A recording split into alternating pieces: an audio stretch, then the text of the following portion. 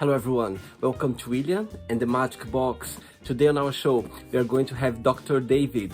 Dr. David is from Ohio in the USA. So let's see what Dr. David has to say. Enjoy the interview. Hello, David. Good morning. Good morning, David. How are you? Not too bad. How are you? Very well. Did you sleep well? Have a good night's sleep? I slept terribly. I get very irregular sleep, and it's so funny because I have just very many aspects of my life dialed in as far as health. I cannot get my sleep under control. I sleep like trash. But usually, are you a day or night person? I'm a morning person for sure. Even when I don't sleep well, I'm up at 5 o'clock in the morning, often going to the gym, trying to get things done. That's when my brain works best.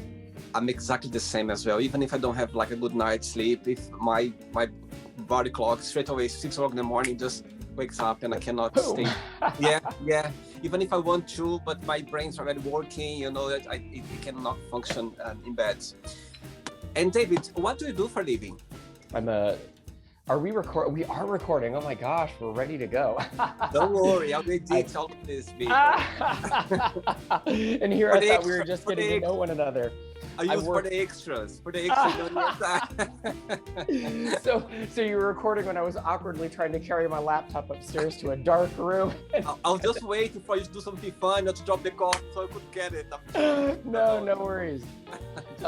I do a lot of things. I assume you're asking about my job, though. I work as a sexy dental hygienist. Oh, wow. Yes. Actually, I've spent most of my career in surgical periodontics, which is a surgical subset of dentistry, and teaching at a university here. And I promise you, there is nothing sexy about surgery, and there's nothing sexy about student dentistry. So I lied about the sexy part.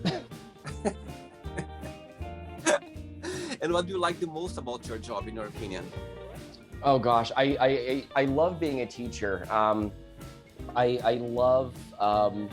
I primarily work with graduate students actually this semester, and I didn't think that I would like that so much, but the curriculum really resonates with me.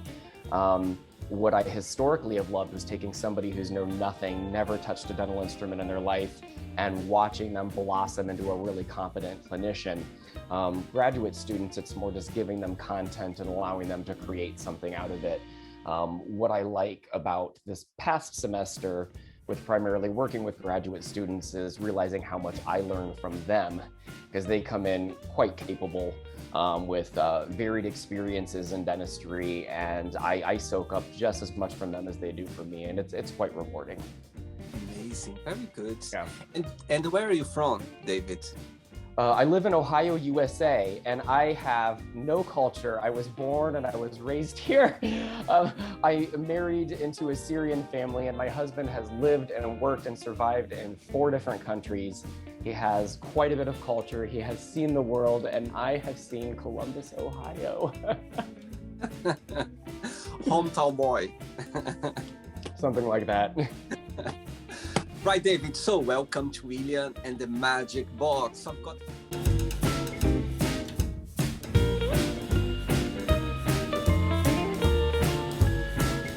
Here's my lovely box full of random fun questions, okay?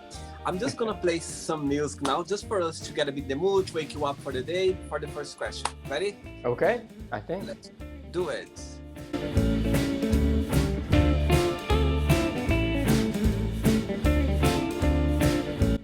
You're totally an early bird person. I can see the energy. Well, I totally didn't realize how hard it would be to dance with my old headphones in.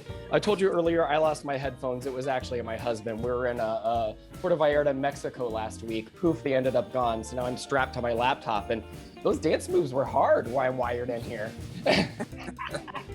You'll be modest. You're doing well. Right, let's start with the first question. If someone gave you an envelope with your best dating sites, would you open it or not? Oh gosh. Man, how valuable would that information be? I don't think I would. And here's why I feel comfortable with that. I know this sounds like fluff. I actually do not take any day that I have for granted. Genuinely, I take each day just appreciating what's around me and attempting to enjoy myself. I feel like if I had that looming end date just casting a shadow over my head, there would be a level of stress set in and I wouldn't properly be able to enjoy myself. I also, though, do think ahead, and I am quite prepared as far as having medical power of attorney, rights to property, finances in order. So if heaven forbid that date were later this afternoon, I want you to know, William, you would inherit everything. You wouldn't. No. No. Finances are in order, so my family would be taken care of. For a minute, I was like, oops. Yes, I've known you for 10 minutes. You started recording without my knowledge, but you know what? You deserve it all. Take my king. I was like, oh my God, what's his? I think to myself, I don't think he's drinking coffee. He must be drinking something else. It's Turkish coffee. It's lovely. They grind cardamom pods into it and everything. Lovely cup, by the way. Lovely little cup. I love it. It came from Syria. My mother-in-law gave it to me. It's beautiful, beautiful, beautiful. Right, let's go for the second question, David.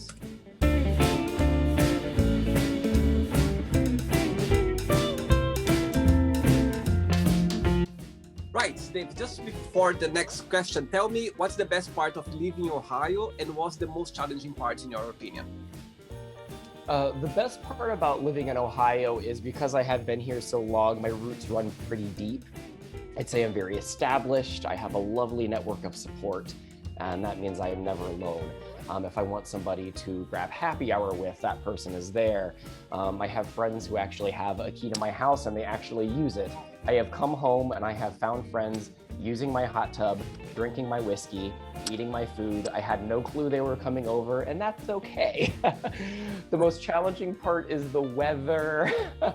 We're in this interesting part of the globe where in one day we can experience all 4 seasons. I'm not making that up. I have gone from snow in the morning to scalding hot sun in the afternoon. That exists here, and it's really weird. Bundling up and going to work with your mittens on, and then when you leave, you just need a tank top. In London can be the same as well. Not drastically, but London you can experience kind of the same 4 seasons of the year. That's for sure. Have you been in London before, by the way? No, I've not been to London. I do go to Europe at least once a year, and I know you can't gauge this from the Zoom screen that you're looking at, but I am a tiny person. I do not fit into American clothes. American clothes are for big girls. And I go overseas once a year to go shopping because you guys build clothes for, I don't know, petite men, and they work for me. Good. Next question for you. Do you think your priorities have changed since you were younger? I don't know if I can properly answer that question without my dance moves. Like the dancing got me ready for it, but that's okay. I'll do my best. Absolutely. My word, my global perspective especially changed, when I married an immigrant. I love that I married somebody who's from the Middle East because he challenges me quite a bit. He was born and raised in a completely different hemisphere, sees the world through a completely different set of lens. And I feel like we've really added to one another in that way. But also with age comes perspective. We all can be reduced to a set of influences, including myself. And I have evolved personally. My views on religion have changed. Being a queer person and recognizing that about myself as I've aged, my views on social issues have changed. So yeah, I'm happy to say I'm not the same David from 38 years ago. Wow. And how did you guys meet up, you and your husband? If you can share. Mutual friends. Oh no, I can share. And you know what? If we met in some sleazy way, like through an app, I would share that as well. I'm not embarrassed about anything about myself. And honestly, if anybody's listening to this and you met your spouse on an app, that's the way that people meet these days. Totally. That is the way the world has gone. So wonderful. They're not right or wrong, just meant to be the way it is. That's it. Yes, sir. My husband and I met through mutual friends. We actually attended a conference, but we attended that same conference different years. So we collected a lot of mutual friends, and our one buddy, Jeff, specifically thought that we would get along, not even romantically necessarily. He just knocked on my door like, hey, Dave, I have this guy. He's new to America. He needs to know good people. I think you're good people. So we met and we got along. Good. Very good. Good. Next question. Let's do it, David.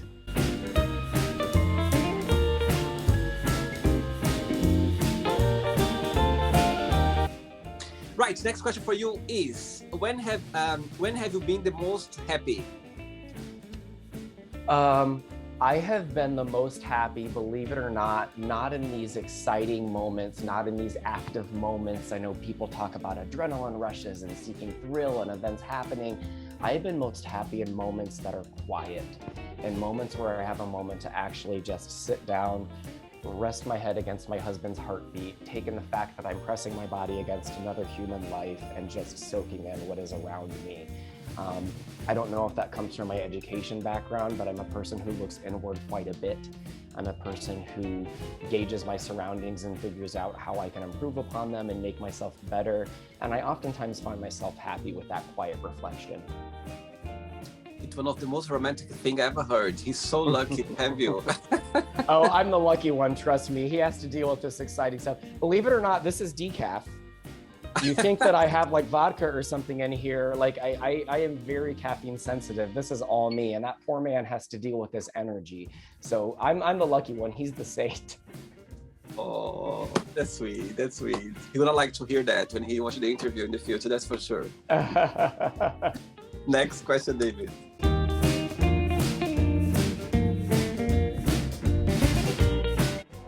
Right, next question for you. If you had only 24 hours of life, what would you do? Oh, wow. So I told you earlier, I didn't want to know when I was dying. And I said that for a reason. Gosh, the anxiety I would have. Man, that's a heavy question. I would obviously try to come in contact with every single human I have ever met who I personally have ever impacted or who has ever made an impact on me. Just having that brief interaction one last time would be so meaningful. That's for sure. That's for sure. As you said, I'll be anxious as well for the day. Yep, I'd have an open house. I'd make sure that there were drinks everywhere. I'd unlock my door and just one by one let everybody float in, say hi to me, give me a hug, and then move on so I could filter my way through my loved ones. And at the end of the day, close my eyes and hopefully die peacefully. Oh my God. Do you have brothers and sisters as well? I'm one of 5. I have 2 older siblings, 2 younger siblings. I am dead in the middle, and I am the very stereotypical middle child, the forgotten child, so to say. Why is that? I'm not sure. I don't know where the psychology behind birth order came from, but no, I'm the middle child. I've had to overcompensate quite a bit just for being swept under the radar. Next question.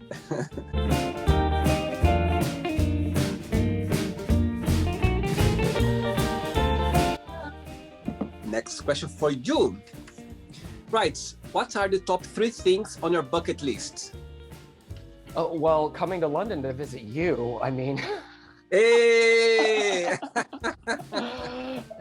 Most of the things on my bucket list actually involve travel. I grew up incredibly poor, believe it or not. I'm the first person in my family to have ever gone to college, let alone go on and get advanced degrees, end up working in higher education. I'm the first person in my family who has actually ever had the ability to travel, and I get so much life out of that, just experiencing other places and culture and scenery. I guess an easy bucket list would just be listing a couple of geographical locations I've had in the back of my mind that I've really wanted to visit. But if traveling is number 1, man, traveling has got to be number 2 and number 3. Gosh, that's all I want to do, travel. Travel, see things. And where was the last place you visited? I was in Puerto Vallarta, Mexico 1 week ago, actually. Mexico is about the only place taking American tourists right now because America did such a terrible job managing the pandemic in 2020. Nobody wants us. I've been to Mexico 4 times in the past 6 months because that's the only place I can get to. What a place to go. You shouldn't complain. What a place to go.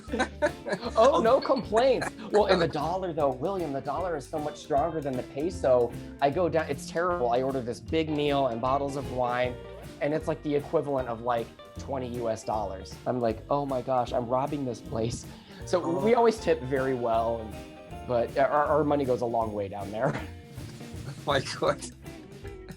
Look you. I'm grateful. Next question.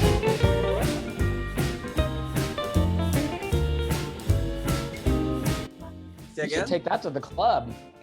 Yes, can't wait in London now. In 1 month, in 2 or 3 weeks, no, and 21st of June, we meant to be London fully open. So everyone is crossing their fingers, waiting for that. Yeah, so we are kind of half lockdown. The gyms are open, restaurants, bars, but just they can serve people just outside. But yeah, so 21st of June, the world's gonna go back to normal in London. Let's see. Oh, good. Congratulations, by the way. How about the situation over there right now in Ohio?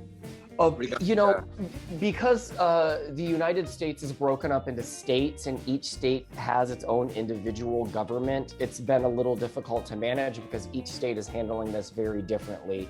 And I don't know how many of you viewers are familiar with the political layout of the United States, but typically more southern states tend to be a bit more conservative. There's a little more poverty, a little less education, you know, where the northern states are a bit more forward thinking. And that's, of course, not to paint anybody with a broad brush. My gosh, there are open-minded people everywhere. But people have taken the pandemic seriously at different levels, not seriously at all. At the end of it all, a virus is not a political issue. My goodness. And, you know, we states were infecting one another. You know, infection rates from some states are traveling to others because we can cross state borders. There has never been a state shut itself off from another, with the exception of Hawaii out on the island. So, yeah, we're scattered. We fluctuate up, down, and we can't get a handle on it. It's not good. Let's see. It's gonna get to normal 1 point, that's for sure. Right, next question for you is, what was your favorite part about school? Oh, getting done. Really? Get over with. I told you that I was the first person in my family to have ever gone to college. That made getting my education painfully difficult. I did not have anybody in my life telling me how to afford it. I didn't have anybody in my life telling me how to navigate school or just giving me basic advice. I had a few people in my life understand why I was doing it, you know, like, okay, this is just something different David's going to do, but not quite value it enough to give me the support I needed to be successful. So I worked full-time all the way through undergrad, full-time all the way through my graduate degree. It was not fun. I'm always jealous of these people who talk about their wild college years and they were the best years of their life, all their buddies in their dorm and the people they used to date and the fun they used to have and the tailgating they would do. And I was working nights. It was terrible. It wasn't all doom and gloom. I mean, I did meet some pretty solid people, you know, throughout my college years and some professors that to this day have made an impact on me. But no, I did not enjoy college at all. Sorry to give you a negative answer. School it's a genuine one, and nice to hear as well. It's nice to hear that. I think it's very inspiring, that's for sure. Next question.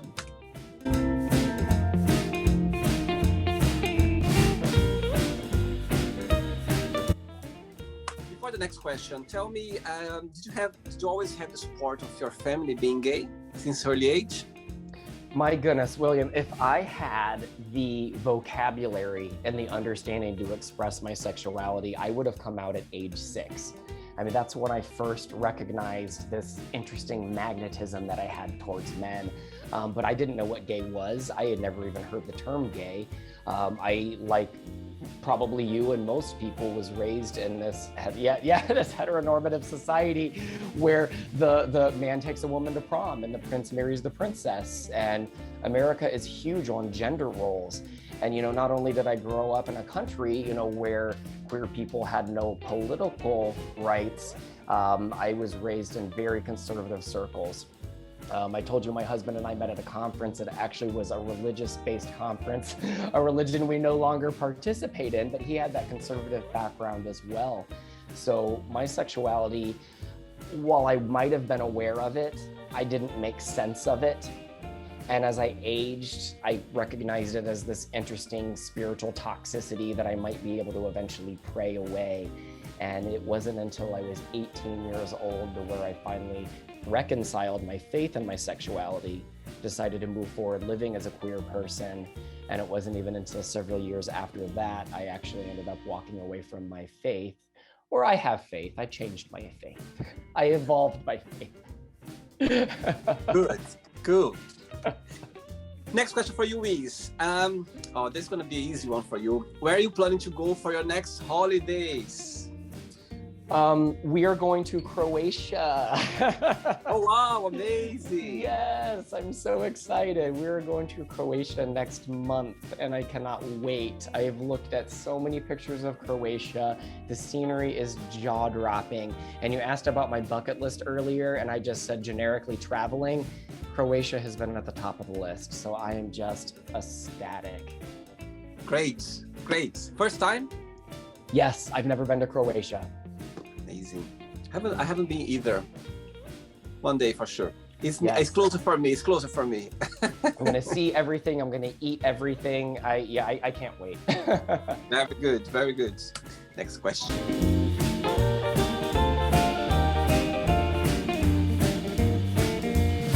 Right. Next question for you. Who was your first crush and why? My first crush was Catherine Zeta-Jones. I will never forget when I was a little kid seeing those giant eyeballs flash over the TV with the black eyelashes all the way out to here that just seemed to reach through the screen and grab at you.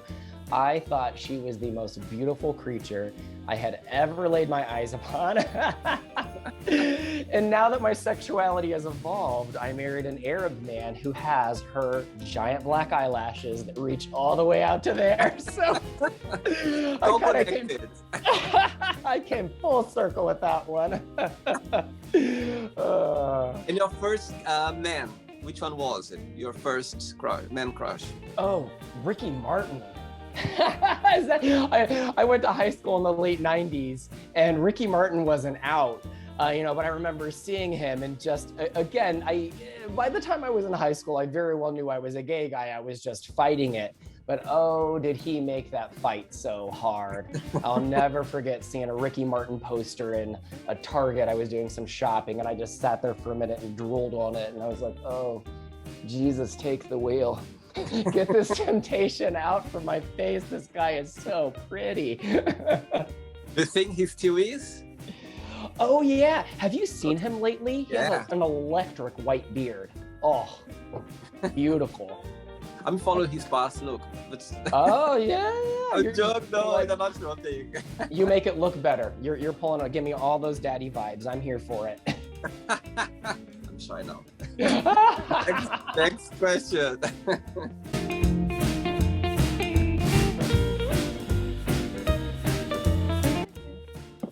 Right, David, before the next question, in your opinion, what's the most challenging part of your job you find?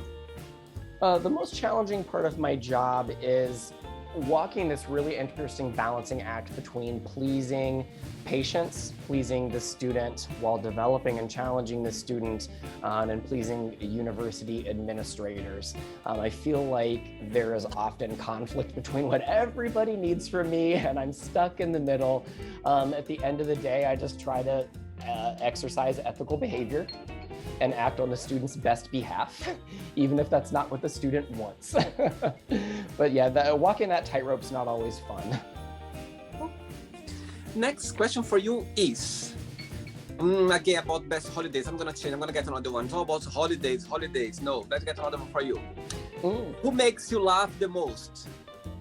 My husband. I know you're tired of the sap. I knew it. We've been together an entire 10 years and I'm very glad that I can say that answer.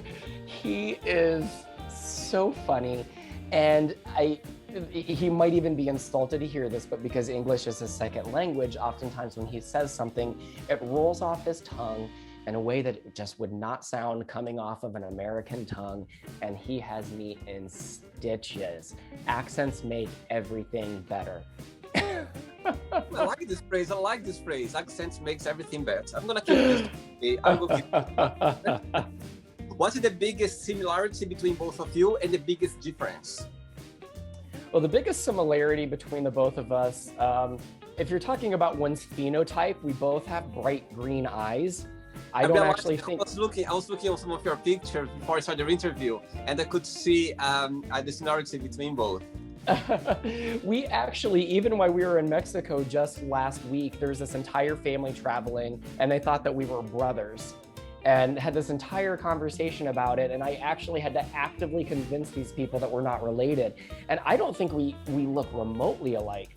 Like, I'm this skinny little white kid, and he's this giant, beefy Arab stud with a thick accent. But apparently, because we have green eyes and a beard, we're brothers. Like, again, phenotypically, what we have in common is our eyes. As far as personality is concerned, he is one of the kindest people that I have ever met in my life. And I genuinely mean that. He just acts in the best interest of everyone around him.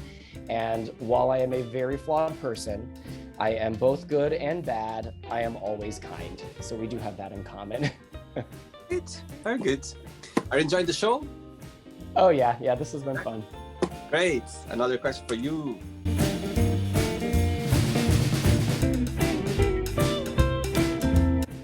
Oh, like, where he's gone? Oh, I was doing my best to dip it low, even though I'm like stuck to this couch. I can still drop it. I'm not that old. Right, David. If you could be an animal, which one would be and why? If I could be an animal. Oh, man. I don't know, whatever animal would experience the least amount of stress. I've got to be top of the food chain somewhere, just something that doesn't have a lot of natural predators. I came up with it. So when we were in Puerto Vallarta last week, we took a boat tour, and they have birds, blue-footed boobies and yellow-footed boobies. They live way out on this island. They don't actually allow tourists to be there. The fish, the food is plentiful. There is no pollution because they don't allow actually like tourists to touch the island, and they're just completely left alone. They have no natural predators, and they just fish and eat. And that is about the most stress-free situation I could ever imagine for an animal, being left alone and getting to eat. They fly, they swim, they do everything. In the good weather, beautiful. Yeah, that sounds like a blast to me. I would love to be able to fly and swim and just lay around and eat. One day, maybe. One day. Next question.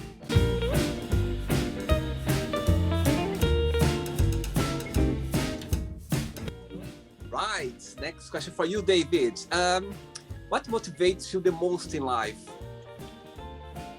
Gosh, I don't know. I'm very self-motivated. I mean, I've been asked that question before in interviews and stuff, and the truth is I've just always had this really natural drive. I don't know if that's because I, like I told you, was the middle child and largely forgotten. I don't know if that's because I was the first person in my family who ever obtained a formal education and just needed to fight through and break that cycle of poverty. But I just have this vision for myself that I see.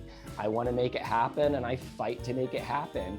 You know, it's not anything specific motivating me, like something tangible, like an item that I want or a person I'm striving to be. I just want to be comfortable, and I want to be satisfied with where I am, and that keeps me kicking.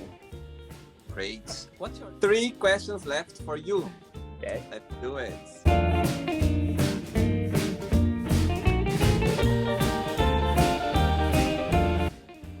Right, David. Next question for you is, a good one. If you could give one advice to your president, what that would be? Oh gosh, that's such a weighted question. I don't know anything about running a country, especially a country that's so divided right now. I guess I think in most parts of the world see politicians acting to please their voting base, making decisions based on what they think the people who voted for them want, and I'm tired of it. I wish that a politician would just do what they darn well know is right. So just please do what you know is right. Quit trying to please people. Quit trying to please either a conservative or a liberal party, depending on who put you in office. Just do what's right. And what's right isn't often necessarily the opposite of what the other party is doing. The left wants to do this, so the right swings the other way. And the right wants to do this, so the left swings the other way. Just do what's right. I'm sick of it. Very good. 2 questions left. Let's do it, David.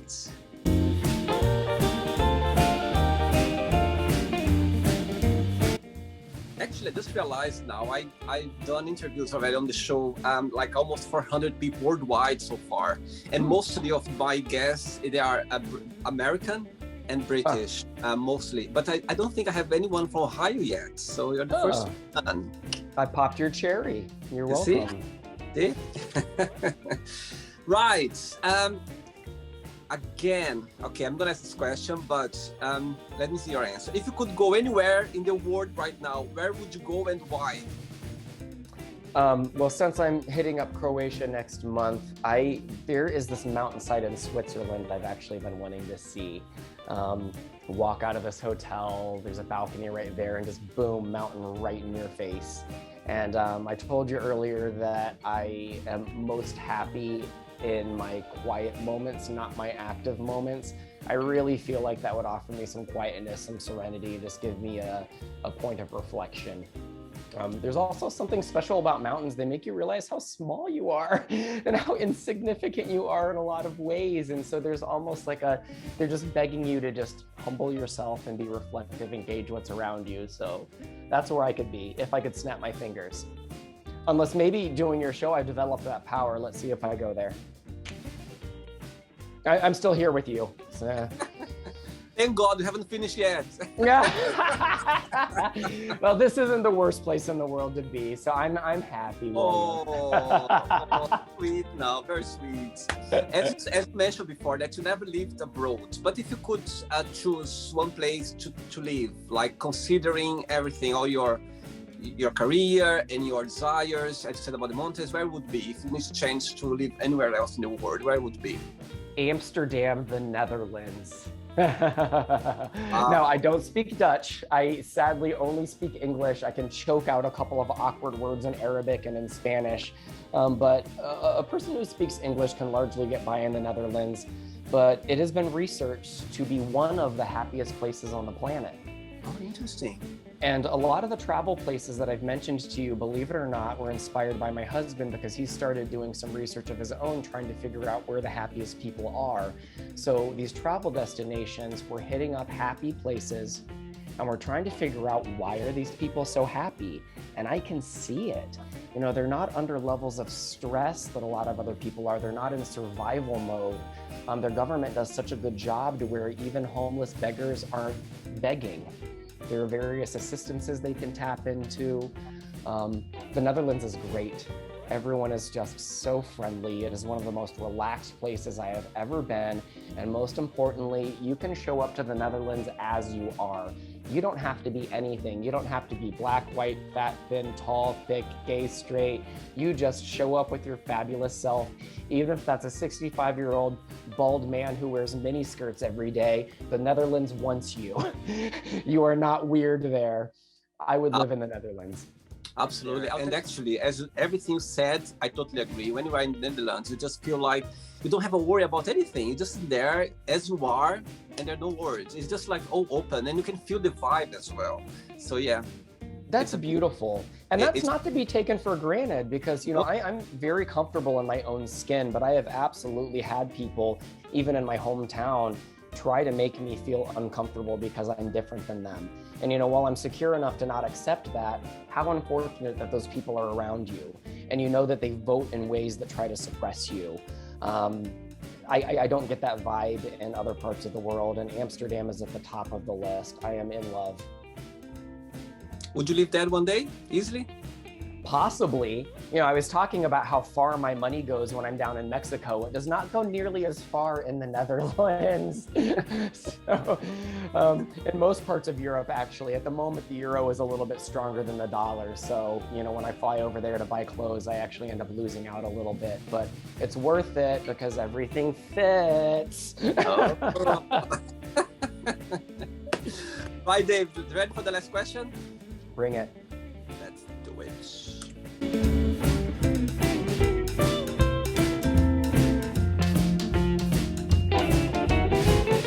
It could easily be another hour with you. Easily with your energy. Thank you. Last question for you, David. What does money mean to you?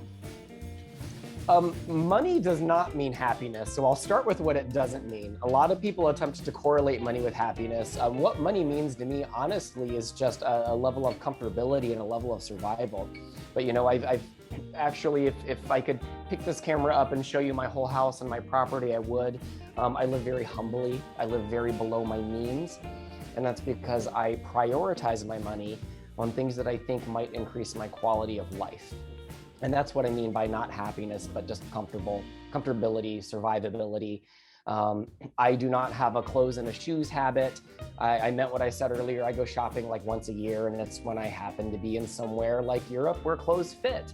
I'm not at the mall every day blowing cash on shoes and things and expensive food. I work to make money, to survive, but it does not make me happy. Great. Cool. David, it's not the end yet. Okay, let's play now the quick thinking game. So I'm going to give away some words, and you just tell me one word that comes to your mind. Okay? Oh gosh. Right. Let's start. If this were a test, I would fail. I want you to know right now. My synapses don't fire very quickly, or they fire too quickly to where they confuse me. They are not right or wrong. Just your point of view what matters. So you want one word from me? Yeah, I'm gonna tell you one word. You just tell one word that comes to your mind. Okay? Family. Friends. Money. Vacation. Love. My husband. 2 words. That's Cannot okay. is his name. No word. That's okay. Life. Travel. Sex. Sex. Yeah. Top. Politics. Left. Religion. Painful. Fear. Unfortunate. Friendship. Important. Regrets. Unfortunate. Desire. Drive. Success.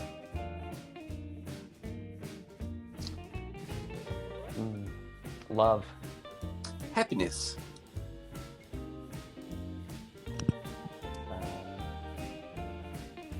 Also love. Wish.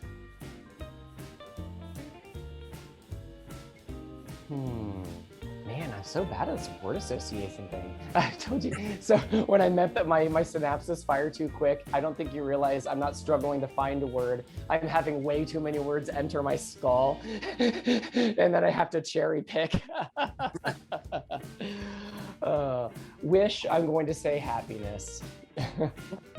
And if I tell you the Middle East, one word, in your opinion.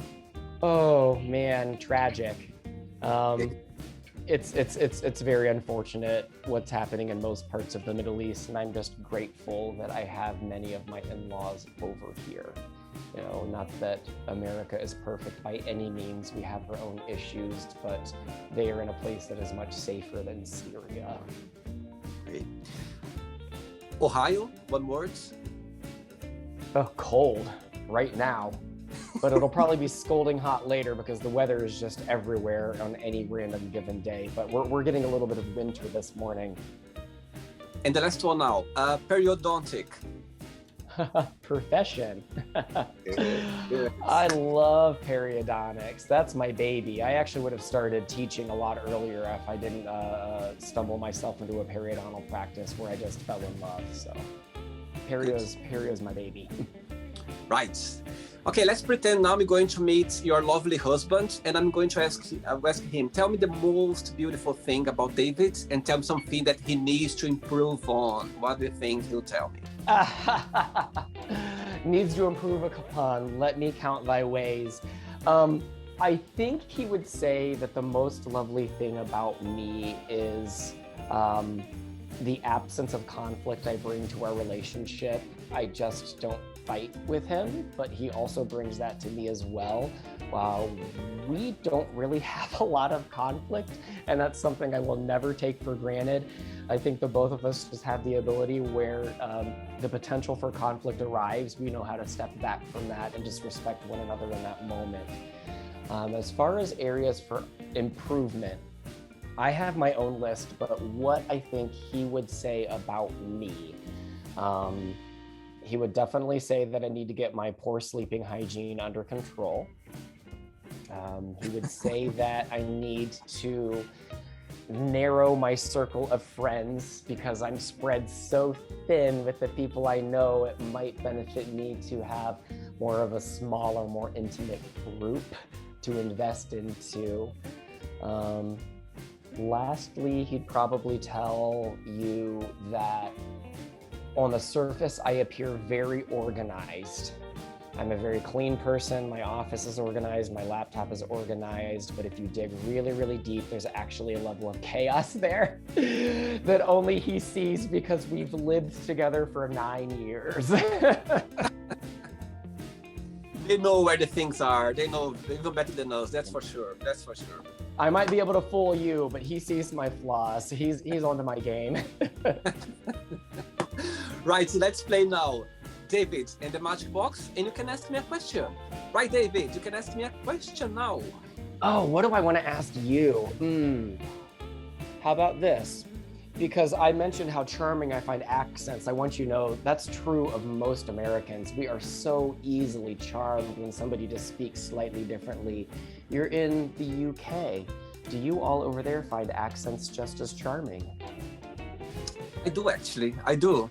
I do. But I think every accent that there is a charming way of saying. I live with one Italian, a couple. She's Italian and he's Italian. She's from Romanian. And my best friend is French. He lives in Canada, in Montreal. Wow. And but I'm surrounded for different people all over the world, and the accent it's just beautiful. It's just, and sometimes even American as well. When I was working in a hotel, we had some guests from different parts of America, and sometimes we're like, he's from New York, oh, he's from LA. So I was wondering, and I loved it. I think accents, I think every accent has a charming out of it. Yes. And I think it's the way expressed, we find it's not my first language, and when you start find ways of saying, we adapt our own way, our own kind of way of saying, like Portuguese or other languages as well. And that's where the charm come from, because we are trying hard to adapt ourselves or to speak in a way that other person will understand, and that's where this charm comes. This kind of, this way of you trying your best to pass the message. I think that's where the charm comes from. That's what I believe, and I'm fortunate to be in a place where I'm surrounded for like accents all over the world, and it's just, I think we'd love that as well, because it's just amazing to hear people expressing themselves in a way that they are trying their best to show their point of views and everything. So I think it's a good question. I love it. I love the question. Oh, sure. Well, and maybe I'll meet you in Amsterdam one day, because I was shocked the first time I was there. You walk down the street and you hear any random language from anybody that you pass on the sidewalk. It's wonderful. It is. And actually, there is a street in London called Oxford Street, and where it's like there, because there's people shopping everywhere all over the world. And I remember walking there for the very first time. I was like, oh my God, I don't think I couldn't hear anyone talking English. Where I am, I don't think I'm in London, because I could hear Portuguese, people from Brazil, people speak Spanish, Italian, Chinese, all over the world, but I couldn't see anyone speak English. And I was like, oh my God, for a minute I thought I wasn't in London anymore, for a minute. Wow. Yeah, it's amazing. It's amazing. I'm not a wealthy person, but if you couldn't tell, I prioritize my spending on traveling. So that's where my fun money goes. I have obligations, retirement, and my travel money. So I will be in London post-pandemic. Yes, please let me know. I'll be more than happy to walk around and just to go for a coffee or something with you and your lovely husband, that's for sure. We are connected now, so now it's even if you didn't want to, it's already connected. So it's too late. Did you have a good time, David? Oh, so much fun. Thank you. Thanks for taking the time to so early morning to do this interview with me, to share the experience with me. And before you go, if you don't mind to share just a positive quote or a positive message, something that inspires you in life. So some of the best quotes come from unknown authors, and this has been one that's been very dear to me, especially the past couple of years. But it reads, "You are personally responsible for becoming more ethical than the society in which you were raised." I love it. Me too. Beautiful, beautiful, beautiful. It was a pleasure. Thank you so much. Okay? You. All the Lovely best. meeting you, Regards for the- William. You too. Enjoy You your day. Breakfast Bye-bye. for me, lunchtime for you, since we're in different ends Yes. of the world. Yes, 2 o'clock now. We'll both go eat. Yes. Take care. Bye-bye. So, did you like the show? Don't forget to give a like, to share it, and also don't forget to subscribe to the channel.